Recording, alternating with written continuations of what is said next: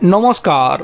मानविकतार दिक थेके भारत যতবারই পাকিস্তানকে ক্ষমা করে দিয়েছে, পাকিস্তান ততবারই ভারতবর্ষে জঙ্গি হামলা চালিয়ে নিজেদের আসল স্বভাবের পরিচয় দিয়েছে।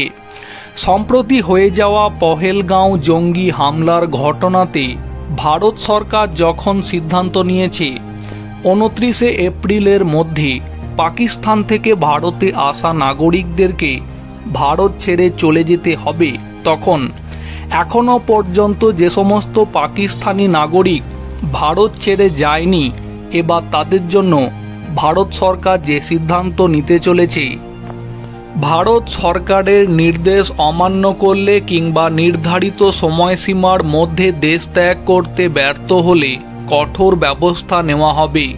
অভিবাসন এবং বিদেশি আইন 2025 যা 4 এপ্রিল থেকে কার্যকর হয়েছে, সেই নিয়ম অনুযায়ী ভিসার মেয়াদের বেশি সময় ধরে থাকা, ভিসার শর্ত লঙ্ঘন করা কিংবা নিষিদ্ধ এলাকায় অননুমোদিত প্রবেশের ফলে 3 বছর পর্যন্ত জেল এবং 3 লক্ষ টাকা পর্যন্ত জরিমানা কিংবা উভয় শাস্তিই হতে পারে।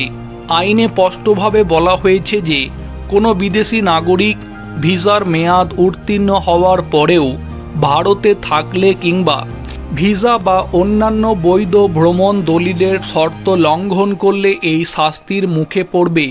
এই নির্দেশ কার্যকর করতে কেন্দ্রীয় সরকার রাজ্য সরকারগুলির সাথে সমন্বয় বজায় রাখছে। গত 25 এপ্রিল কেন্দ্রীয় স্বরাষ্ট্রমন্ত্রী অমিত শাহ সমস্ত রাজ্যের মুখ্যমন্ত্রীদের ফোন করে নির্ধারিত সময়সীমার পরে কোনো পাকিস্তানি নাগরিক যাতে ভারতে না থাকে তা নিশ্চিত করতে বলেছেন। স্বরাষ্ট্রমন্ত্রীর এই কথোপকথনের পরে কেন্দ্রীয় স্বরাষ্ট্র সচিব গোবিন্দ মোহন রাজ্যগুলির মুখ্য সচিবদের সাথে একটি ভিডিও কনফারেন্স করেন এবং ভিসার মেয়াদ উত্তীর্ণ বা বাতিল হওয়া পাকিস্তানি নাগরিকরা যাতে অবশ্যই সময়মতো ভারত ত্যাগ করে সেটা নিশ্চিত করার নির্দেশ দিয়েছেন। পহেলগাঁও হামলার পরে এই ধরনের কঠোর পদক্ষেপ অত্যন্ত তাৎপর্যপূর্ণ বলেই মনে করা হচ্ছে।